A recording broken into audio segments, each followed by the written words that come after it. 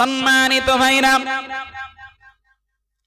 আল্লাহ রাব্বুল আলামিনের উপরে যদি ঈমান নিয়ে আসা হয়, প্রথম নম্বরে ফায়দা আমি বলেছি, ঈমানদার কখনো নিরাশ হয় না, অধৈর্য হয় না। দ্বিতীয় নাম্বার ফায়দা হলো ঈমানদার অহংকারী হয় না, ঈমানদার বিনম্র এবং বিনয়ী হয়। আল্লাহ রাব্বুল আলামিন কুরআনুল কারীমের ভিতরে বলেন, ওয়ালা তামশি ফিল আরদি মারহা ইন্নাকা লান তাখরিকাল আরদা ওয়ালান তাবলুগাল জিবালা তুলা। আল্লাহু আকবার। আল্লাহ রাব্বুল আলামিন বলেন, যাদের ভিতরে ঈমান আছে, যারা ঈমানদার বলে দাবি করে, যারা দুনিয়াতে ঈমানদার, যারা আমি আল্লাহ আমার উপরে ঈমান রাখে, আমি আল্লাহ আমাকে এক বলে যারা জানে, তারা দুনিয়াতে কোনোদিন অহংকারের পদভরে হাঁটে না। ওয়ালা তামশি ফিল আরদি মারহা, আল্লাহ অহংকারের পদভরে হাঁটতে নিষেধ করলেন।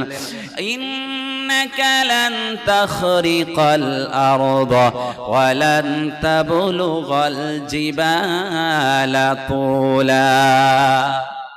আল্লাহ বলেন যে অহংকারের পদভরে তোমরা দুনিয়াতে হেঁটো না। অনেকে আছে, পয়সা এত পরিমাণ বেড়ে যায়, সম্মান এত পরিমাণ বেড়ে যায়, মোস্তানি এত পরিমাণ বেড়ে যায়, মাটিতে এমন ভাবে হাঁটে খুব শব্দ করতে করতে। আল্লাহ বললেন, ইন্নাকা লান তাখরিকাল আরদ, তুমি পারবে কি আমার জমিনটাকে পায়ের আঘাত দিয়ে ধসিয়ে দিতে? পারবে কেউ? যদি দিতে যাই কি হবে? নিজের পা নিজেরই ভাঙবে। ওয়ালান তাবলুগাল জিবালা তুলা, কিসের এত অহংকার করো? না পারবে তুমি জমিনকে লাথি দিয়ে ধসিয়ে দিতে, না পারবে লাফিয়ে পাহাড়ের উচ্চতা ছাড়াতে। তাই তো নাকি? আমাদের যা কিছু দৌড় এর ভিতরেই যখন আমার আপনার দৌড়, তাহলে অহংকারটা কিসের আছে? আল্লাহ রাব্বুল আলামিন কুরআনুল কারীমের ভিতরে বলেন, ওয়াইবাদুর রাহমানিল্লাযীনা ইয়ামশুনা আলাল আরদি হাওনা। রহমানের বান্দা তারা, আল্লাহর প্রকৃত বান্দা তারা, যারা কিনা জমিনের উপরে যখন হাঁটে তারা বিনম্র হয়ে বিনয়ী হয়ে হাঁটে, সামনের দিকে মুখটা ঝুঁকিয়ে কোন রকম অহংকারের পদভরে হাঁটে না। এরাই হলো আল্লাহ পাকের প্রকৃত ঈমানদার বান্দা। সুবহানাল্লাহ। আল্লাহর উপরে ঈমান আনলে পরে মানুষ যেমন নিরাশ হয় না, মানুষ যেমন অধৈর্য হয় না, ঠিক দ্বিতীয় নাম্বার ফায়দা, ঈমানদার কখনো অহংকারী হতে পারে না। ঈমানদার কখনো অহংকারী হতে পারে না। ঈমান আনলে পরে ঈমানের কারণে সেই মানুষটা বিনম্র এবং বিনয়ী হয়ে যায়। বলুন সকলে সুবহানাল্লাহ। দরুদ শরীফ। আল্লাহুম্মা সাল্লি আলা সাইয়্যিদিনা মাওলানা মুহাম্মদ ওয়া আলা আলি সাইয়্যিদিনা।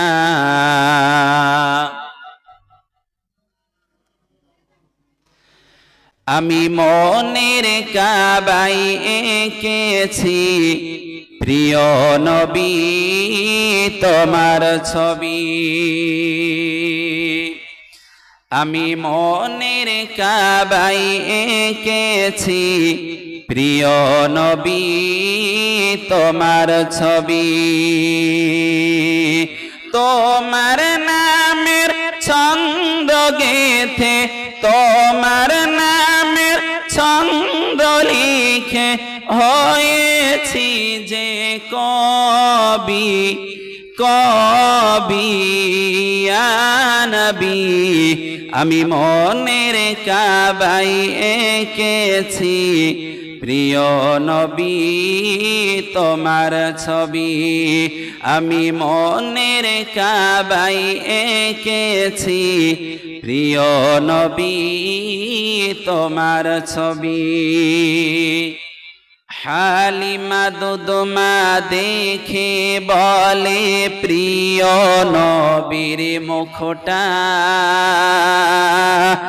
আমিনা তোমার বাছা যেন চাঁদের একটি টুকরা হালিমা দুদমা দেখে বলে প্রিয় নবীর মুখটা আমিনা তোমার বাছা যেন চাঁদের একটি টুকরা এরি হৃদয়ে এঁকেছি যে প্রিয় নবীর ছবি ছবি নবী আমি মনের কাবায় এঁকেছি প্রিয় নবী তোমার ছবি আমি মনের কাবায় এঁকেছি প্রিয় নবী তোমার ছবি আল্লাহুম্মা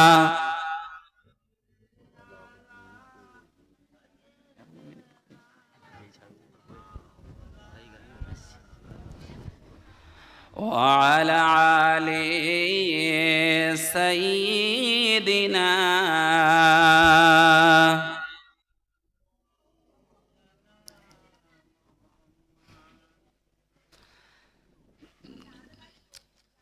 আল্লাহর উপরে ঈমান আনলে পরে প্রথম নাম্বার ফায়দা বলেছি কি কথা বলেন একটু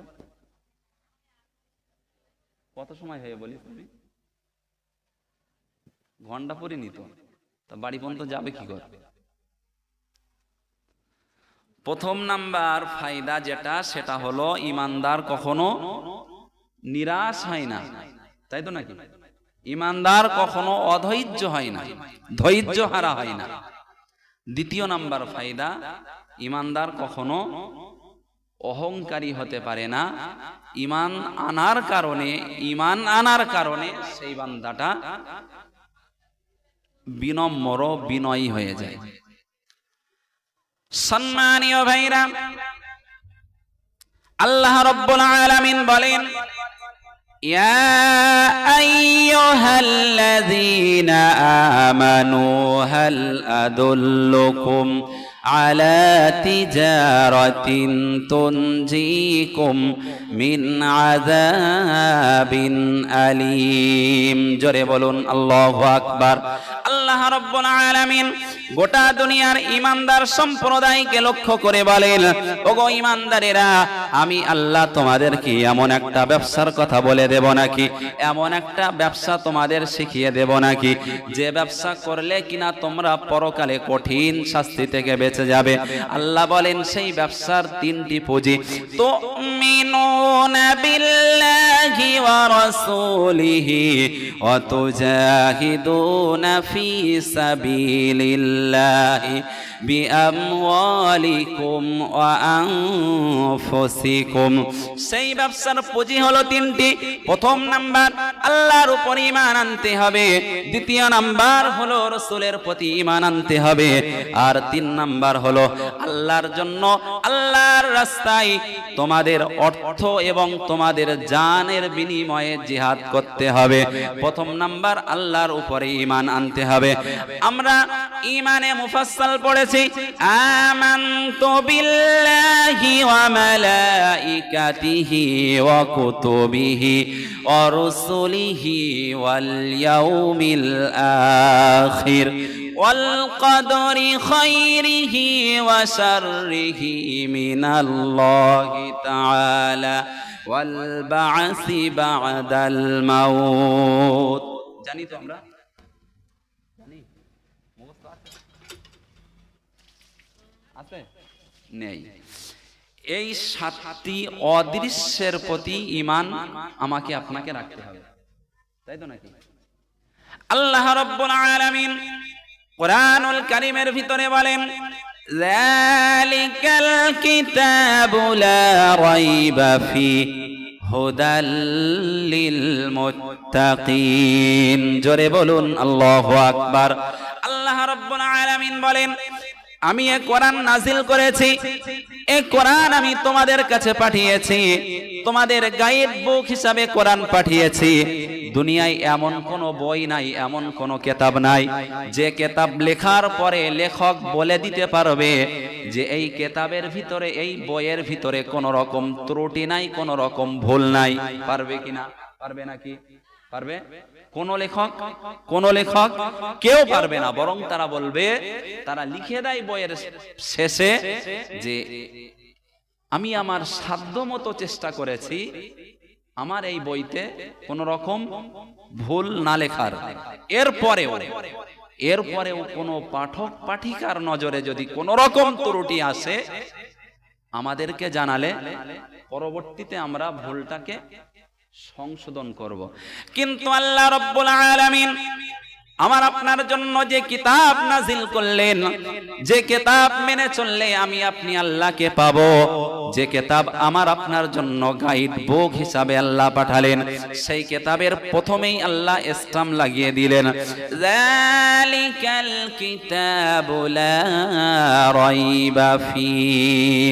এই কিতাবে কোন রকম ভুল তো দূরের কথা বান্দা, এই কিতাবের ভিতরে কোন রকম ভুল তো দূরের, ভুল থাকা তো দূরের কথা, কোন রকম সন্দেহের অবকাশ এই কোরআনে নাই। সুবহানাল্লাহ। তারপরে আল্লাহ বলেন এই কোরআনকে আমি পাঠিয়েছি কাদের জন্য, কি জন্য কোরআন আমি পাঠিয়েছি? শুধুমাত্র কোরআন খতম করার জন্য নয়, শুধুমাত্র কোরআন পড়ার জন্য নয়, শুধুমাত্র কোরআন সবরেসানির জন্য নয়, শুধুমাত্র কোরআন মৃত্যু বাড়িতে পড়ার জন্য নয়, শুধুমাত্র তাবিজ করার জন্য নয়। এই কোরআন আমি পাঠিয়েছি আল্লাহ বলেন হুদাল লিল মুত্তাকিন। আল্লাহু আকবার। আল্লাহ রাব্বুল আলামিন বলেন এই কোরআন আমি পাঠিয়েছি যারা দুনিয়াতে মুত্তাকি, যারা দুনিয়াতে পরহেজগার, যারা দুনিয়াতে আমি আল্লাহ আমাকে ভয় করে, তাদের হেদায়েতের জন্য এই কোরআন আমি আল্লাহ পাঠিয়েছি। সুবহানাল্লাহ। আল্লাহ রাব্বুল আলামিন কোরআনের অন্য জায়গায় বলেন হুদাল লিন্নাসি ওয়া বাইয়িনাতিম মিনাল হুদা ওয়াল ফুরকান। এ কোরআন আমি নাজিল করেছি, এ কোরআন আমি দুনিয়াতে পাঠিয়েছি, আমার নবীর উপরে আমি পাঠিয়েছি, আমি আমার নবীর উপরে পাঠিয়েছি এজন্য গোটা মানব জাতির জন্য, গোটা দুনিয়ার মানুষের জন্য এই কোরআন তাদের সঠিক রাস্তা দেখিয়ে দেবে। কোন পথে গেলে আল্লাহকে পাওয়া যাবে, কোনটা শয়তানের পথ, কোনটা আল্লাহর পথ, কোনটা জান্নাতের পথ, কোনটা জাহান্নামের পথ, কোন পথে গেলে আল্লাহকে পাবো, কোন পথে গেলে জাহান্নামে যাব, জান্নাতে যাব, এরকম প্রত্যেকটা বিষয় যদি আমি আপনি কোরআনকে ফলো করি তাহলে আমরা সঠিক রাস্তাটা পেয়ে যাব। সুবহানাল্লাহ। সম্মানিত ভাইরা, আল্লাহ রাব্বুল আলামিন বলেন হুদাল লিল মুত্তাকিন আল্লাযীনা ইউমিনুনা বিল গায়বি ওয়া ইউকিমুনাস সালাতা ওয়া মিম্মা রাযাকনাহুম ইউনফিকুন। আল্লাহ রাব্বুল আলামিন বলেন এই কোরআন আমি মুত্তাকিনদের জন্য হেদায়েত স্বরূপ পাঠিয়েছি। মুত্তাকিন কারা? কাদেরকে মুত্তাকি আমরা বলবো? আল্লাহ মুত্তাকিনদের গুণ তারপরে বর্ণনা করেন। মুত্তাকিন হলো তারা আল্লাযীনা ইউমিনুন, আল্লাযীনা ইউমিনুন যারা ঈমান রাখে। কি রাখে? যারা বিশ্বাস রাখে। বিল গায়বি অদৃশ্যের প্রতি। কিসের প্রতি? কথা বলেন। যারা অদৃশ্যের প্রতি ঈমান রাখে তারাই হলো মুত্তাকি। তাই তো? সুবহানাল্লাহ বলেন। তো আল্লাহ বললেন যারা অদৃশ্যের প্রতি ঈমান রাখে, মুত্তাকিনদের প্রথম নাম্বার গুণ তারা অদৃশ্যের প্রতি ঈমান রাখে। তো আমি বক্তৃতা শুরু করেছিলাম, আল্লাহ বললেন এমন একটা ব্যবসার কথা তোমাদের বলে দেব না, যে ব্যবসা করলে কিনা তোমরা পরকালে কঠিন যন্ত্রণাদায়ক শাস্তি থেকে রেহাই পাবে। সেই ব্যবসার 3টি পুঁজি, তার ভিতরে প্রথম নাম্বার পুঁজি আল্লাহর উপরে ঈমান আনা। আর এখানে আল্লাহ বললেন মুত্তাকি হলো তারা যারা কিনা অদৃশ্যের প্রতি ঈমান রাখে। আল্লাহকে আমরা কোনোদিন দেখেছি? কথা বলেন, দুনিয়াতে দেখা সম্ভব? তাহলে এটা অদৃশ্য, তাই তো? তাহলে এটা অদৃশ্য হলে আমরা মুত্তাকিনদের গুণের ভিতরে আছি, তাই তো নাকি? কথা বলেন, আছি। আল্লাহ রাব্বুল আলামিন তারপরেই বলেন ওয়ায়ুকিমুনাস সালাতা ওয়া মিম্মা রাযাকনাহুম ইউনফিকুন।